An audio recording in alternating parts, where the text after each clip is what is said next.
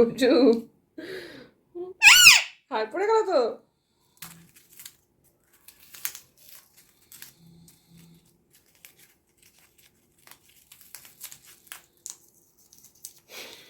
কি হয়েছে গজু?